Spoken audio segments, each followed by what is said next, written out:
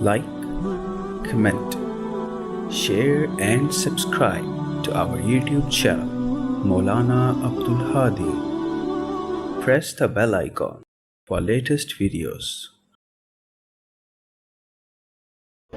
بسم الله الرحمن الرحيم نحمده ونصلي على رسوله الكريم أما بعد قال الله تعالى في القرآن المجيد والشمس تجري لمستقر لها ذلك تقدير العزيز العليم والقمر قدرناه منازل حتى عاد كالعرجون القديم لا الشمس ينبغي لها أن تدرك القمر ولا الليل سابق النهار وكل في فلك يسبحون۔ جیسے آپ سب کے علم میں ہے کہ یہ سورج گرہن ہونے والا ہے، لیکن یہ سورج گرہن اس وقت یہ بتایا جا رہا ہے کہ ایشیا میں اور افریقی ممالک میں 21 جون کو ہوگا اور باقی دسمبر میں امریکہ اور کینیڈا اور ان ملکوں کی طرف ہوگا۔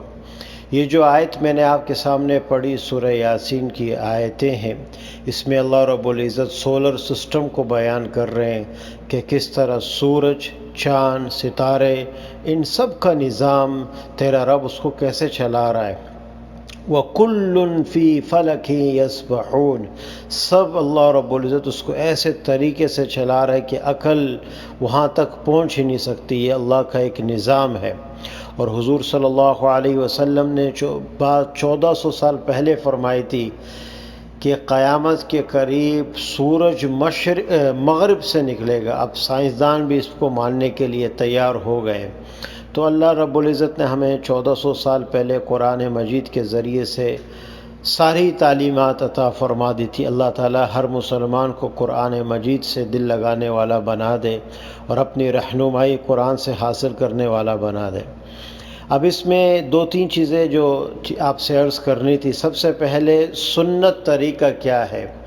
جب سورج گرہن ہو تو اس وقت سنت طریقہ ہمارا دین، رسول اللہ صلی اللہ علیہ وسلم نے اپنی امت کو کیا تعلیمات عطا فرمائی۔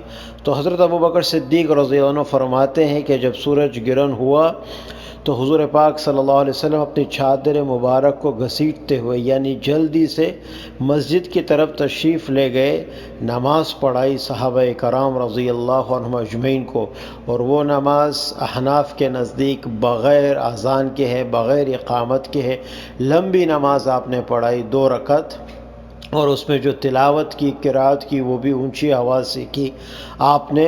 اور پھر صحابہ کو فرمایا کہ یہ سورج گرہن اور یہ چاند گرہن یہ اللہ کی 2 نشانیاں ہیں۔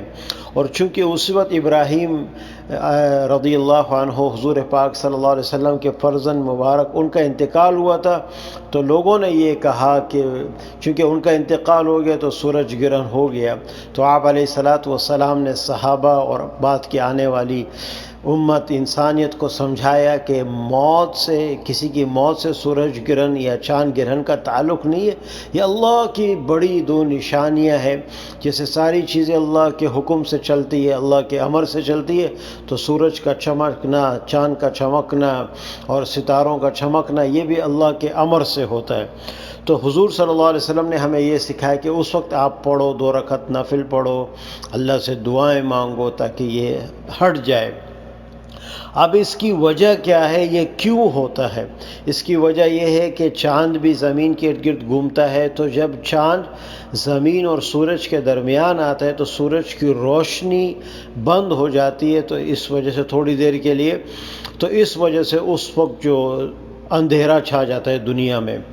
اب یہ کس وقت ہوگا؟ تو پاکستان میں یہ بتایا جا رہا ہے کہ صبح 10 بجے سے 1 بجے ہوگا، اور اصل جو پورا سورج گرہن ہوگا وہ جو ہے وہ 11:30 بجے ہوگا، 11:30 بجے ہوگا۔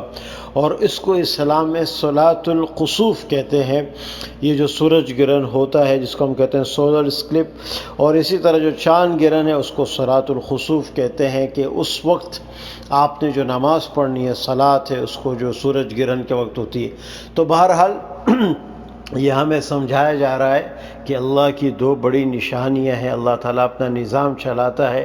ایک دوسری جگہ میں اللہ تعالیٰ فرماتے ہیں قرآن میں کہ اگر میں تم پہ رات کو قائم کر دوں تو کون ہے اللہ کے سوا جو تم پہ دن کو لا سکے؟ اور اگر میں دن کو کہہ دوں کہ ٹھہر جا تو کون ہے اللہ کے سوا جو رات کو لا سکے؟